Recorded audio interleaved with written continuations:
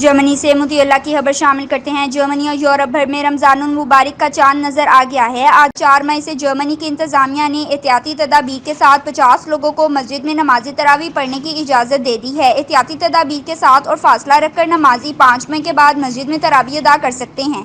اس کے علاوہ مساجد میں افطار کی بھی مشروط اجازت دے دی گئی ہے۔ 4 مئی کے بعد محسوس افراد کے علاوہ زیادہ افراد کو مساجد میں افطار کی اجازت نہیں ہوگی۔ جرمن حکومت نے 4 مئی سے عبادت گاہوں میں اجتماعات کی اجازت دے دی ہے۔ مساجد اور دیگر عبادت گاہوں کو اجازت ہوگی کہ وہ اپنے مذہبی اجتماعات احتیاطی تدابیر کے ساتھ سر انجام دے سکتے ہیں۔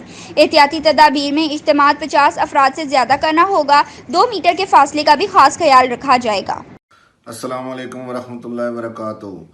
میں جرمنی کے شہر انور سے عرض کر رہا ہوں۔ جیسا کہ آپ کو پتہ ہے کہ کرونا وائرس کی وبا کی وجہ سے مسجدیں بند ہیں اور ہم لوگ اپنے گھروں میں نماز تراویح ادا کر رہے ہیں۔ حکومت نے حفاظتی تدابیر کے ساتھ امید دلائی ہے کہ انشاءاللہ تعالی 4 مئی تک مسجدیں کھل جائیں گی اور رمضان کی رونقیں اور مسجدوں کی رونقیں بہار ہو جائیں گی، اور انشاءاللہ تعالی ہمیشہ کی طرح افطاری اور دوسرے لوازمات جو اسلامی بھائی اعتکاف بیٹھتے ہیں وہ بھی بیٹھ سکیں گے، اور ہم دعا کرتے ہیں اللہ تعالی اس وبا کو پوری دنیا سے عید تک ختم کر دے، آمین۔ برلن کی بہت سی مساجد کی انتظامیہ اس بات پر متفق ہوتی نظر آتی ہیں کہ جب تک معاملات مزید بہتر نہیں ہوتے اس وقت تک مساجد کو بند رکھا جائے تاکہ کورونا وائرس کے پھیلنے میں کسی بھی قسم کے حصے دار نہ بنیں۔ ساتھ ہی ساتھ لوگوں کو اس بات کی ترغیب بھی دی جا رہی ہے کہ وہ رمضان کی عبادت میں اپنے گھروں میں محدود رہ کے پڑھیں۔ گھروں میں تراویح پڑھنے کا سلسلہ شروع ہو گیا۔ جمعہ کو مختلف شہر میں مساجد اور چرچوں پر اذان دی گئی اور سڑک پر خطبہ دیا گیا۔ کورونا وائرس سے متاثرہ افراد کی جلد صحت یابی کے لیے دعائیں کروائیں گئیں۔ اللہ اکبر، اللہ اکبر۔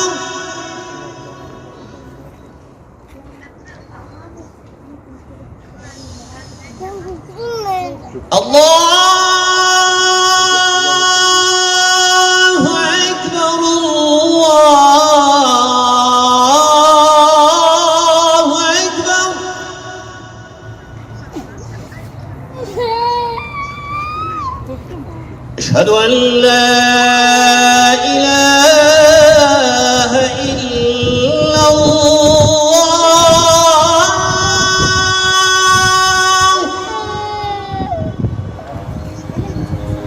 اشہد ان لا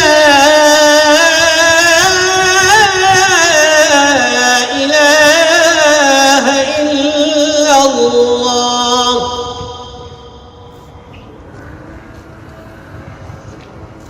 اشہد ان محمد رسول اللہ،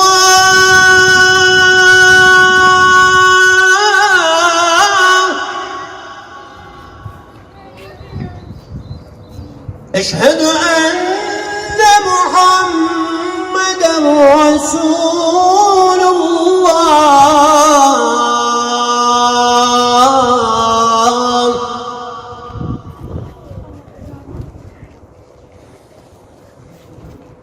حي على الصلاة،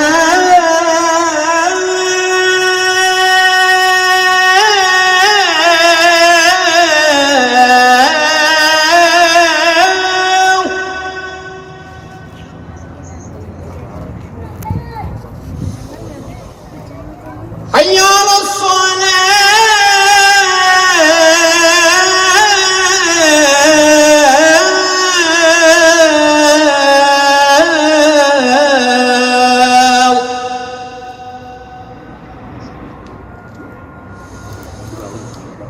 حي على الفلاح،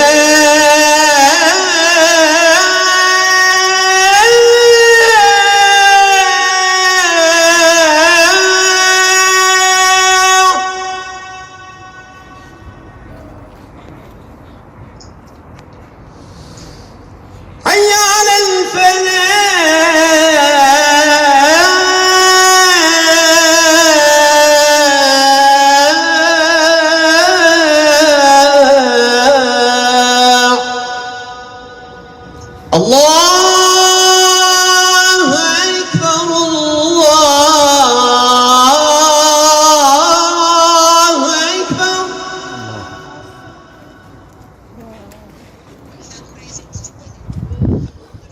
لا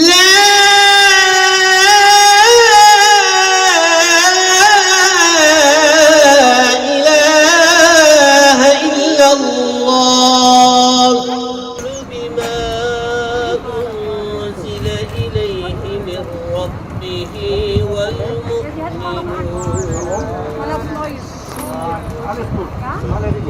آمن بالله وملائكته وكتبه ورسله لا نفرق بين أحد من رسله فقالوا سمعنا وأطعنا غفرانك ربنا وإليك المصير لا يكلف الله نفسا إلا وسعها لها ما كسبت وعليها ما اكتسبت ربنا لا تؤاخذنا إن نسينا أو أخطأنا. In diesen Zeiten durchgehen für die Gesundheit der Menschen arbeiten. O Allah, erlege uns keine Last auf, die wir nicht tragen können. O Allah, erleichtere uns unsere weltlichen Prüfungen. Bekräftige unseren Willen gegenüber jedem Unheil und Übel und gib uns hierfür Geduld. O Allah, beschütze uns davor, im Diesseits und im Jenseits zu denen zu gehören, die traurig und beschämend sein werden. Amen. آمین.